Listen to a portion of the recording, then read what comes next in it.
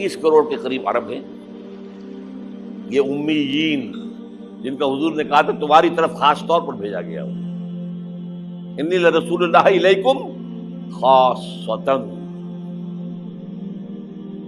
ان کو کتنا بڑا مقام ملا کہ محمد ان میں سے تھے صلی اللہ علیہ وسلم، یہ رتبہ بلند ملا جس کو بھی ہاشمی تھے کہ نہیں تھے، کرشی تھے کہ نہیں تھے۔ اور نمبر 2، ان کی زبان میں اللہ کا کلام ہے۔ ہم تو کیسے پڑھیں اللہ کا کلام؟ عربی سیکھیں، گرامر سیکھیں، گردانے رٹیں، چٹائی توڑ تعلیم حاصل کریں تو قرآن پڑھیں نا۔ ان کی تو مادری زبان میں ہے، پھر انہوں نے امام نہیں بنایا تو سب سے بڑے مجرم وہ ہیں۔ تم نے تو محل بنائے ہیں، تم نے دنیا بنائی ہے، تم نے موٹر وے بنا لی ہے، ہمارا دین کہاں ہے؟ اب نوٹ کر لیجئے، یہ کتابیں اگر آپ پڑھنا چاہیں تو کتاب الملاحم میں پڑھیے۔ بدترین عذاب عربوں پر آیا کھڑا ہے، سروں پر تنا ہوا ہے، بدترین۔ ایسی جنگ ہونی ہے الملحمۃ العظمیٰ، جس کو کہ میں بھی آپ کے گواہی پیش کر دوں گا، جسے کہا گیا دی لاسٹ کروسیڈ۔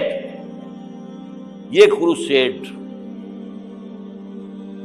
اس کے اوپر جس قدر نقصان ہونا ہے عربوں کا، گریٹر اسرائیل بنے گا، یہ عراق، شام، اردن، سعودی عرب کا کچھ شمالی علاقہ، ترکی کا جنوبی علاقہ، مصر کا صحرائے سینا، اور اس کے ساتھ ہی جو بہترین اس کا زرخیز ترین علاقہ ڈیلٹا آف نائل، یہ سب یہودیوں کے قبضے میں جائے گا۔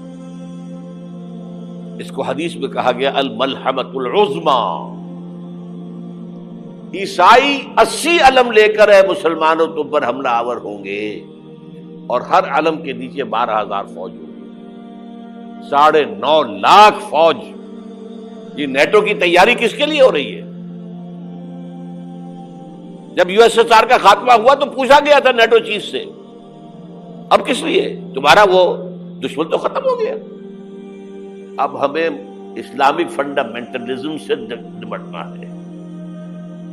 وہ جانتے ہیں خطرہ یہی ہے،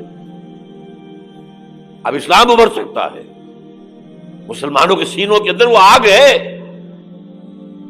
اوپر خاکستر آ گیا ہے، تمہیں اٹھانا بیٹھنا، یہ اندر تو انگارہ ہے، اوپر سے راکھ ہے، اس سے دھوکہ نہ کھا جانا ان کے دلوں کے اندر۔ اور بش نے کہا تھا مسلمان چاہتے ہیں کہ ہسپانیہ سے لے کر انڈونیشیا تک نظام خلافت قائم کریں، اور میں حیران ہوا تھا کہ اس کمبخت کو ہسپانیہ کا خیال کیسے آ گیا؟ ہمیں تو کبھی آتا ہی نہیں، اب ہم تو بھول گئے، وہ تو 500 برس پرانی بات ہے جبکہ وہاں سے ہمیں نکال دیا گیا تھا۔ اگرچہ اقبال نے کہا تھا ہے ارض فلسطین پہ یہودی کا اگر حق، ہسپانیہ پر حق نہیں کیوں اہل عرب کا؟ ہسپانیہ میں تو 800 سال حکومت کی مسلمانوں نے، اور ابھی 500 برس سے گزرے ہیں نا۔ یہودی تو ارض مقدس سے 2000 سال نکالے گئے، انہیں نہ کیا بات کیا گیا، عربوں کے سینے میں خنجر بھونک دیا گیا۔ وہ چھوٹا سا ملک جو چاہتا کرتا، کوئی پوچھنے والا نہیں۔ امریکہ جیسے اپنے بیٹے کی حفاظت کرے ویسے کرتا اس کی۔ اور حضور نے فرمایا ہے وہ جنگ جب ہوگی تو ایک باپ کے اگر 100 بیٹے ہوں گے تو 99 ختم ہو جائیں گے، ایک بچے گا۔ یہ حدیث ہے، حدیث ہے صحیح۔ اور آپ نے فرمایا ویل للعرب من شر قد اقترب، عربوں کے لیے ہلاکت ہے، عربوں کے لیے بربادی ہے اس شر سے جو قریب آ چکی ہے۔ اور آج جس طرح انہوں نے ان کی تہذیب کو اختیار کر لیا ہے، دبئی جا کر دیکھیے، بدترین مغربی معاشرہ جو ہے وہ دبئی کے اندر ہم نے قائم کر کے دکھا دیا۔ اب سعودی عرب اس راستے پر بڑھ رہا ہے۔ البتہ ہم پاکستانی اس میں یوں سمجھ لیجئے کہ وہ تو خبریں موجود ہیں احادیث میں، وہاں تو جو ہونا ہے ہونا ہے۔